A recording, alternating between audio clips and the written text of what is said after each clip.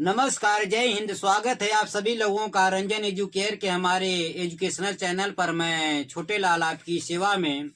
मेरे प्यारे विद्यार्थियों, आइयो जय विकास के अंतर्गत हम लोग चर्चा करते हैं लैमार्कवाद पर।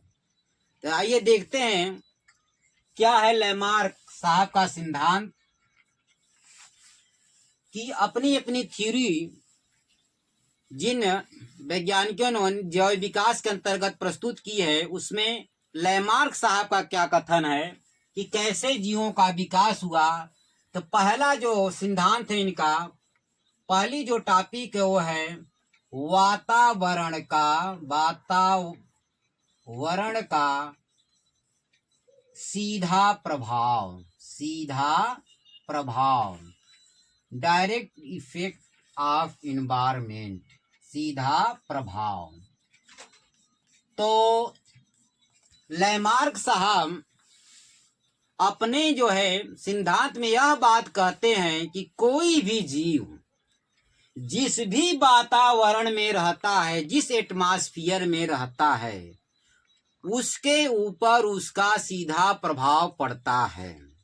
जैसे कोई जो है हरे पानी में रहने वाली मछली है तो उसका रंग भी हरा हो जाता है। बर्फीली क्षेत्रों में रहने वाले जानवरों के जो बाल होते हैं लंबे लंबे होते हैं ताकि ठंड से वो बच सकें, उस वातावरण के अनुकूल हो जाते हैं। वो शेष दूसरी जगह का जंतु वहां जाकर नहीं रह सकता। तो अपने सिद्धांत के समर्थन में यह जो है बात कहते हैं लैमार्क जी कि हर जीव पर उसके वातावरण का सीधा प्रभाव पड़ता है। बात भी 100% सही है। दूसरी बात आइए देखते हैं क्या है। दूसरी बात कहते हैं कि अंगों का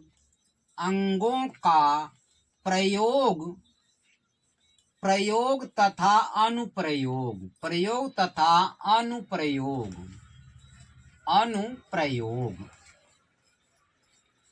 तो दूसरी बात इन्होंने अपने सिद्धांत के अंतर्गत ये कहा है कि जिस अंग का प्रयोग होता है, मतलब जीव जिस अंग का प्रयोग करता है, वह अंग तो विकसित होते हैं, डेवलप होते हैं, और जिस अंग का प्रयोग नहीं करता है धीरे धीरे विलुप्त हो जाते हैं।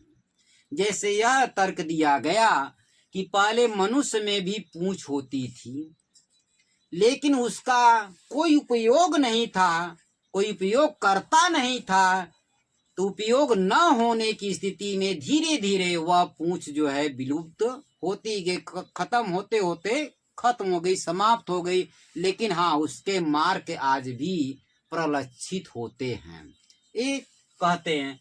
तो अंगों का प्रयोग तथा अनुप्रयोग, जिनका उपयोग होता है, प्रयोग किया जाता है जिस अंग का, वो तो चलते रहते हैं, डेवलप होते हैं, पीढ़ी दर पीढ़ी ट्रांसफर होते हैं। जिनका नहीं होता धीरे धीरे विलुप्त हो जाते हैं।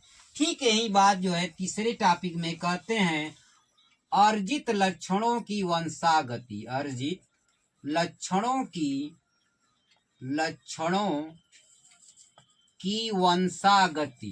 वंशागति।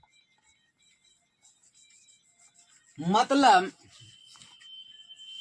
जो अंग का उपयोग होगा वैसे अंग जो है उन जीवों के बच्चों में भी आएंगे, दिखाई देंगे, मतलब रहेंगे। और जिनका उपयोग नहीं होता तो धीरे धीरे विलुप्त होते हैं, जो कि उनके बच्चों में होने वाली संतानों में पीढ़ी दर पीढ़ी ट्रांसफर होने के बजाय विलुप्त होते चले जाते हैं। और ऐसी अवस्था आती है कि एक दिन बिल्कुल समाप्त हो जाते हैं। वही लक्षण बचते हैं जिनका वह उपयोग करता है, वो पीढ़ी दर पीढ़ी चलते रहते हैं। वंशागति होती है, मतलब पीढ़ी दर पीढ़ी चलते हैं। और जिनका उपयोग नहीं करता है वह धीरे धीरे विलुप्त हो जाते हैं। अब इन्होंने एग्जाम्पल क्या दिया है, जिराफ का।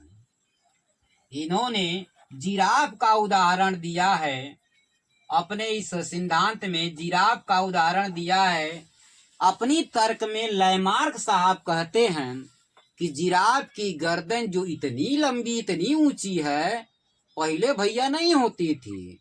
पहले सामान्य जंतुओं की तरह उसकी भी गर्दन थी, लेकिन हुआ क्या, हुआ ऐसा कि सूखा पड़ने के कारण धीरे धीरे जमीन पर जो घासें थीं, छोटे छोटे जो पौधे थे, वो जो है धीरे धीरे समाप्त हो गए। उनको चरते गए जानवर धीरे धीरे समाप्त होने गए। चूंकि सूखा था तो फिर घास नहीं हो सके। तो ऐसी स्थिति में जिराफ को जिंदा रहने के लिए अब जो है पेड़ पौधों की पत्तियां खाना जरूरी है, शाकाहारी जंतु है। तब वह जो है उछल कर जो पेड़ होते थे उनकी पत्तियों को खाने की कोशिश करता था, उन्हें पकड़ने की कोशिश करता था। इसी प्रयास में करते करते, यही प्रयास करते करते धीरे धीरे जिराफ की गर्दन ऊंची होती चली गई। पहले उसकी गर्दन ऊंची नहीं थी।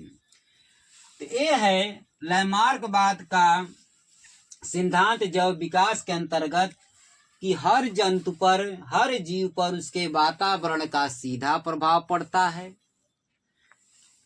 जिन अंगों का वह प्रयोग करता है वो तो ठीक है, और जिनका प्रयोग नहीं करता है वह अंग धीरे धीरे जो है विलुप्त होने लगते हैं, समाप्त होने लगते हैं। और जिनका प्रयोग करता है वही अंग पीढ़ी दर पीढ़ी ट्रांसफर होते हैं, मतलब उनकी संतानों में प्रलक्षित होते हैं। इसी के साथ लैमार्कवाद का यह सिद्धांत समाप्त होता है। जय हिंद।